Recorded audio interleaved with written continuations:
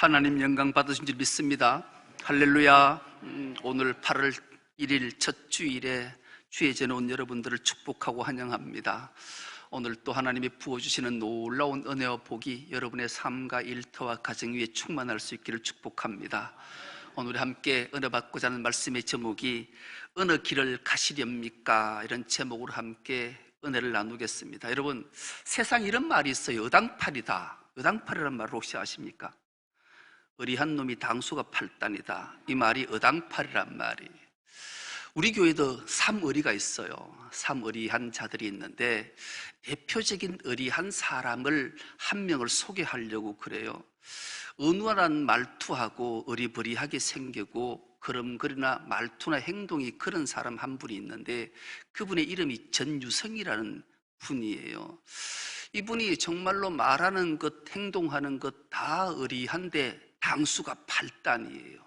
이분이 얼마나 지혜롭고 많은 것들로 사람을 놀라게 하는지요. 이분은 책도 여러 권을 썼어요. 그리고 책도 많이 썼던 책 중에 대표적인 책, 하지 말라는 것은 다 재미있다, 이 책을 소개하는 것으로 말씀을 열려고 하는데요. 이분은 심야극장, 심야볼링장을 창안한 사람이기도 하고요.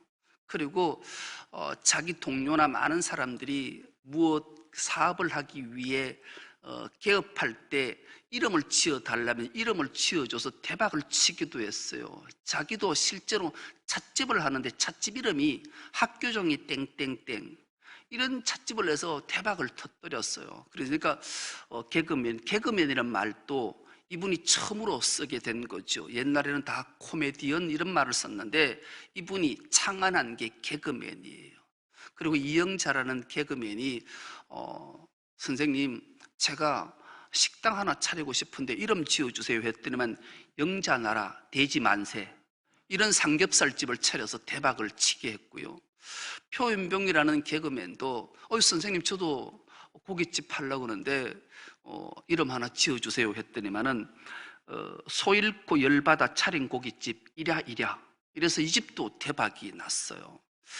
이름도 잘 지어주고 이분의 아이디어가 무궁무진해요. 책들도 얼마나 많이 썼던지요. 이 대표적인 책이 하지 말라는 것은 다 재미있다.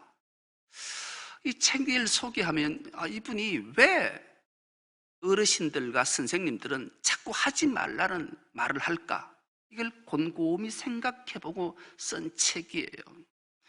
우리가 그 어르신들과 선생님들이 야, 이거 하지 마라, 뭐를 하지 말라 하는가?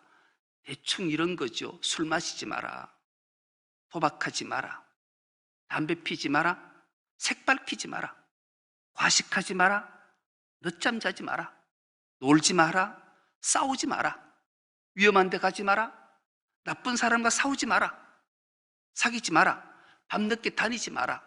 이 모든 이런 말들은 어르신과 선생님한테 들었단 말이죠. 그렇다면 왜 어른들과 선생님들은 이 하지 말라는 말을 할까? 이거 하면 너무 재미있는데 왜 하지 말아 할까? 이들이 먼저 살아봤더니만 이렇게 살면 반드시 망하고 실패하고 눈에 눈물 흘릴 일이 생기기 때문이라는 거죠. 그렇다면 왜 하지 말라는 것을 하면 재미있고 즐거울까? 이것은 인간의 본능 때문이라는 거예요. 인간의 본능은 이 어르신과 선생님들이 하지 말라는 것을 할 때 너무 즐겁고 너무 기쁘기 때문이라는 거죠. 예를 들면 그런 거예요.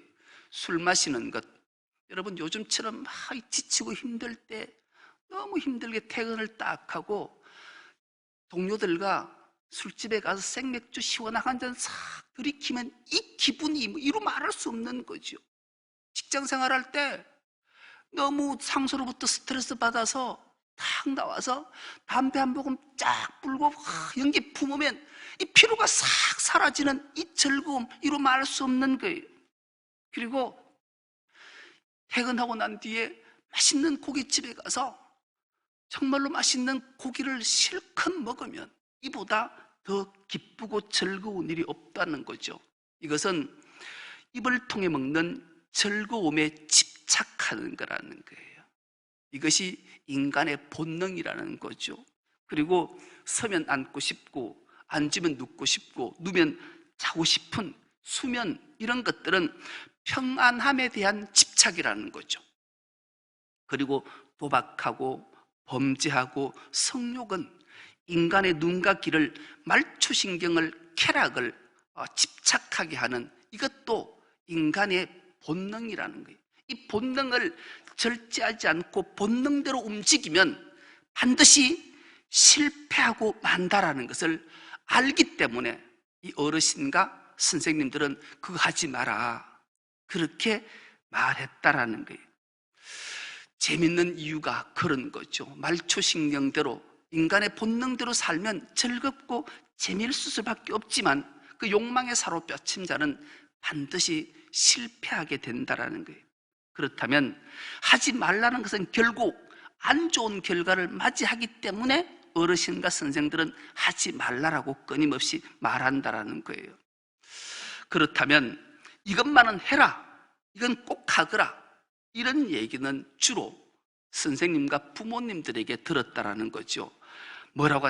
공부 좀 해라, 공부해라, 저축해라, 부지런해라, 약속을 잘 지켜라, 성실해라, 효도해라, 음식은 골고루 먹어라, 운동해라, 좋은 친구 사귀라, 책 많이 읽어라, 다른 사람을 도와줘라.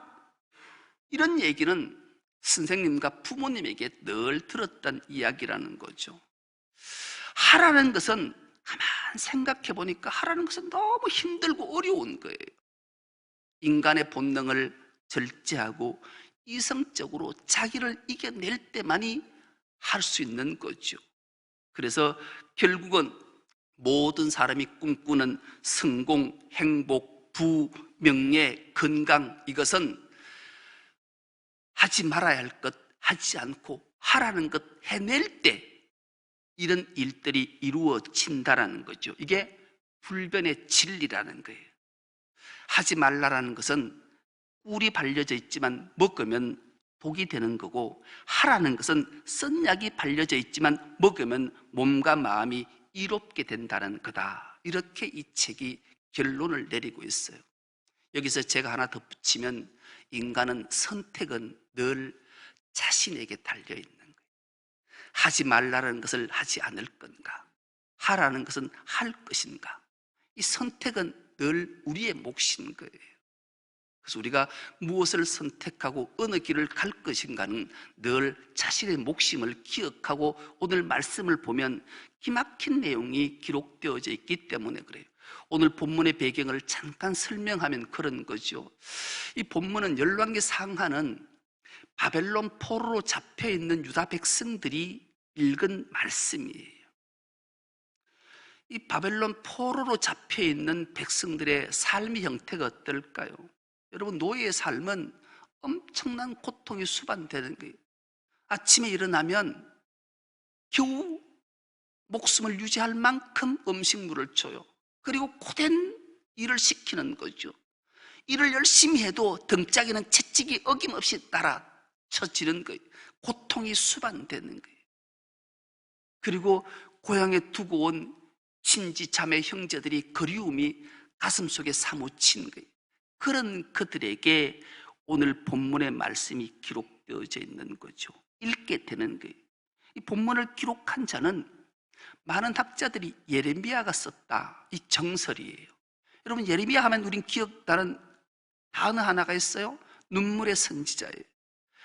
그들이, 이스라엘 백성들이 하나님 말씀 앞에 불순종하고 제 길을 갈 때 예레미야는 끊임없이 눈물로 그들에게 하나님의 말씀을 전했던 거죠. 너희가 이렇게 살면 안 된다, 하나님을 떠나면 안 돼, 불순종하면 안 돼.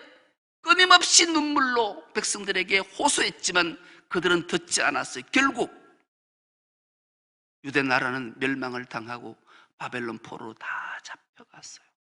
그 역사, 솔로몬으로부터 이어진 요야긴까지 이어졌던 그 왕들의 역사, 그들이 하나님 앞에 불순종해서 죄로 인해서 오늘 결과가 이렇게 나타났다, 그들이 어떤 죄를 지었는지 너희가 자세히 알아야 되지 않겠나 해서 쓴 게 열왕기 상하, 열왕들의 이야기를 적은 거예요. 하나님이 가장 기뻐하셨던 왕은 다윗이지요. 다윗의 길로 가면 하나님이 끊임없이 너희에게 복을 주겠다 약속했는데 이들은 하지 말라 하는 것을 하고 하라는 것은 하지 않았어요. 대표적인 인물이 솔로몬이잖아요. 솔로몬은 후궁을 1000명을 들였어요. 하나님의 성전에 1000개의 우상과 산당을 지어놓고 범죄했어요. 하나님이 친히 솔로몬에게 찾아오셨어요. 2번이나 경고하고 경책했어요. 그래도 솔로몬은 듣지 않았어요. 그때 하나님이 실로에 있는 선지자 아히야를 불러요. 아히야야, 내가 솔로몬에게 2번이나 친히 나타나 경책하고 경고했음에도 듣지 않아서 이 나라를 쪼갤 거다. 그러니 너는 여로보암을 찾아가서 그를 들로 데리고 가서 내가 한 대로 하거라. 아히야는 이 명령을 받고 여로보암, 애굽의 피신에 있던 여로보암이 고국으로 돌아와자 그 여로보암을 데리고 들로 가요. 들에 가서 자기가 입은 선지자 옷, 새 옷을 조각을 내 찢어버려. 12조각을 내서 10조각을 여로보암에게 줘요. 주면서 하나님께서 너에게 이 10지파를 줘서 한 나라를 세우게 할 거다. 그 나라를 세워서 네가 솔로몬의 길로 가지 않고 다윗의 길로 가고 내 말에 순종하면 하나님이 이 나라를 견고히 해서 강성한 나라 되게 해주겠다. 이러면서 아히야가 10조각을 여로보암에게 줘요.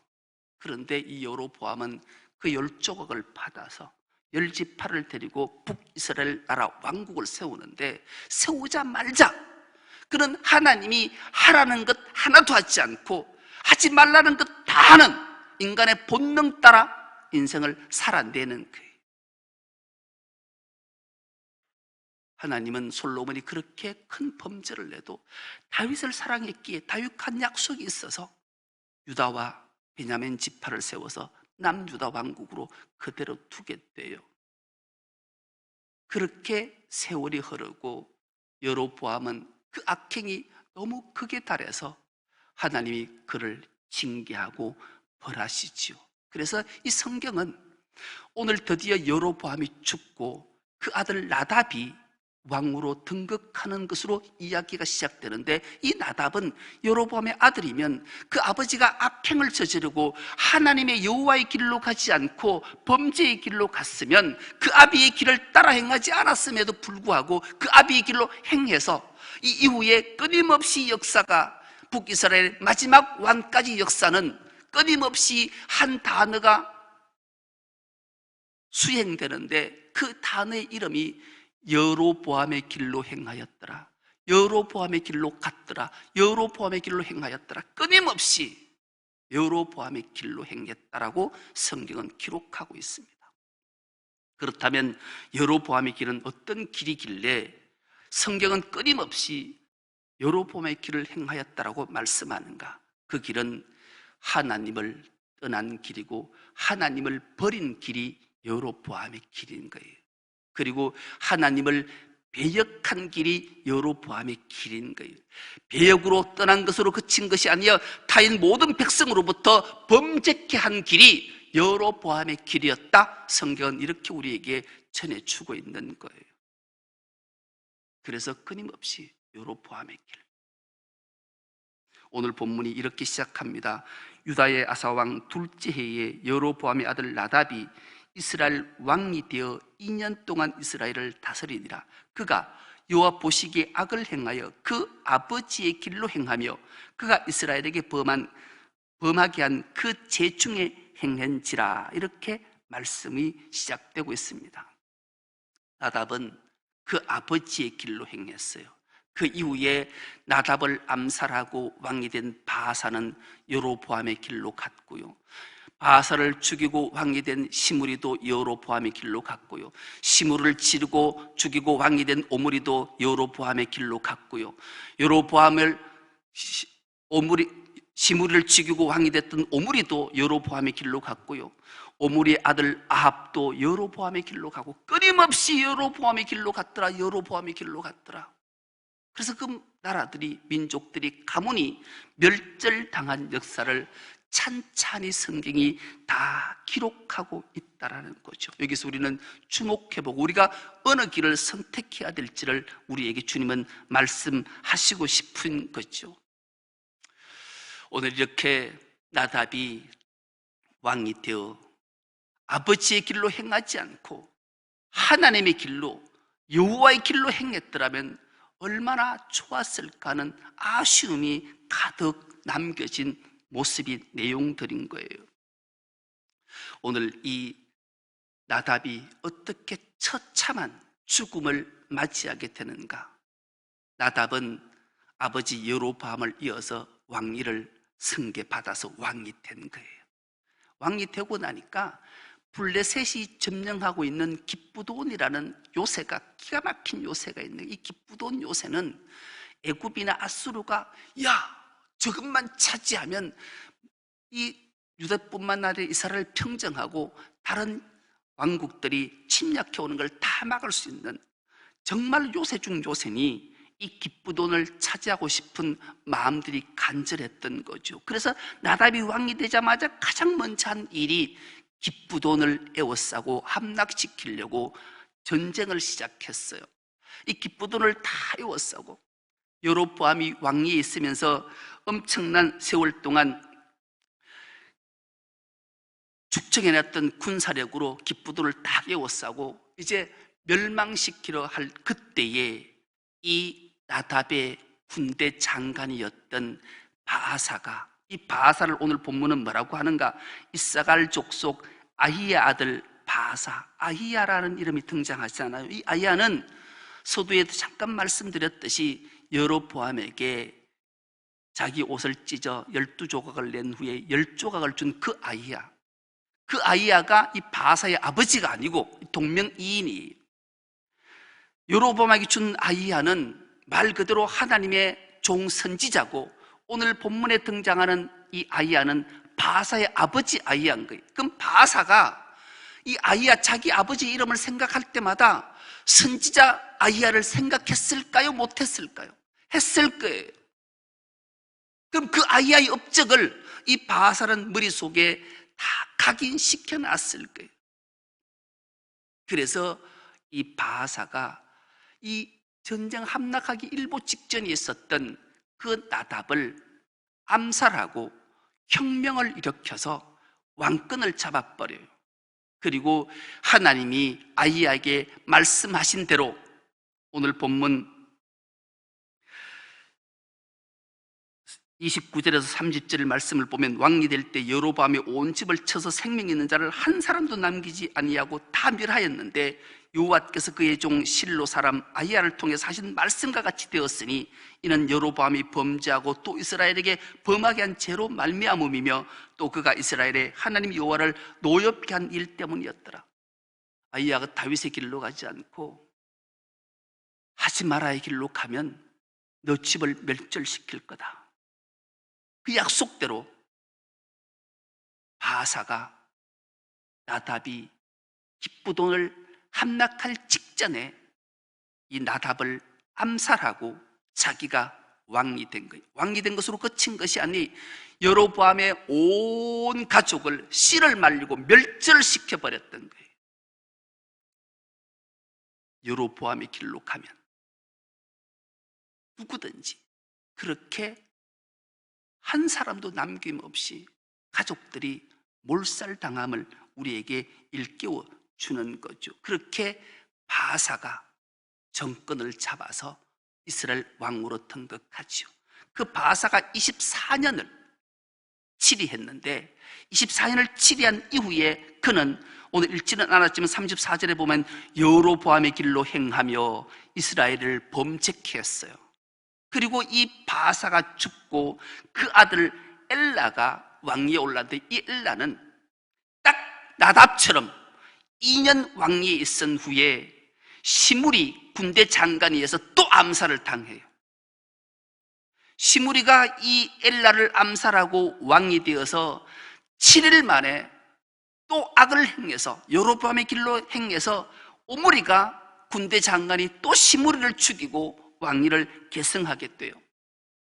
그 오므리의 아들은 그 유명한 악한 왕 중에 악한 왕인 아합이 탄생되게 되는 역사, 끊임없이 여로보암의 길로 행하는 그 일이 만들어지고 말았던 거죠.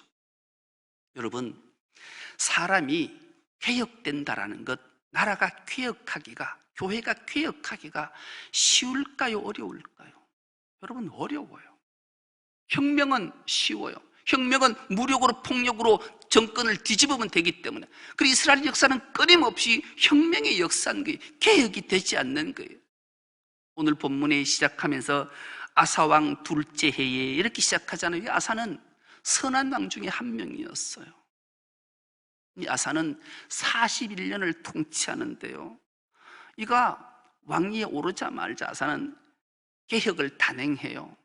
그런데 개혁을 마무리 짓지 못하는 안타까움이 있어요. 아사가 41년 동안 왕위에 있으면서 가장 먼저 한 일은 동성애를 척결했어요.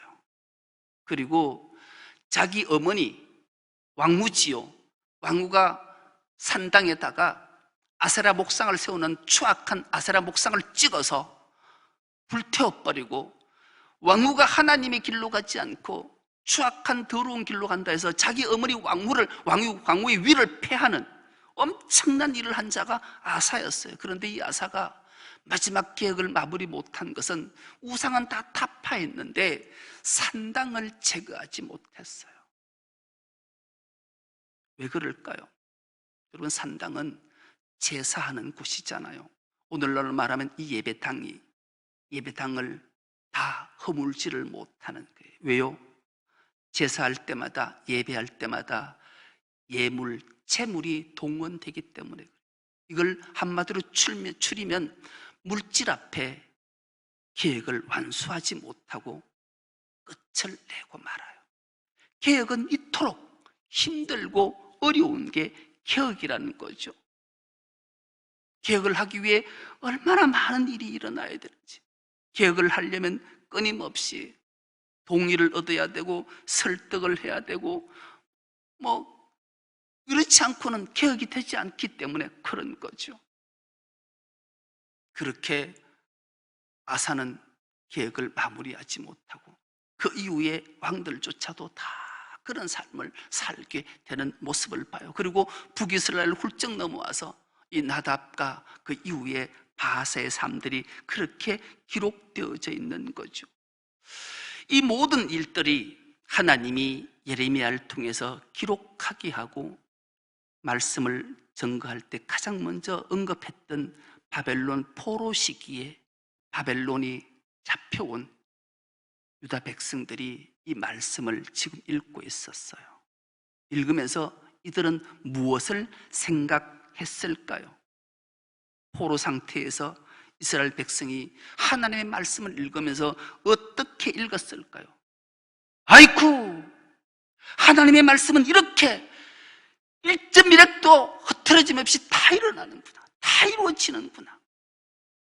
인간의 한 말은 다 실현을 하지만 하나님은 시건하시는 분이 아니셔서 하나님은 하신 말씀을 반드시 이루시는 분이구나, 이러면서 자기들의 가슴을 쳤던 거예요.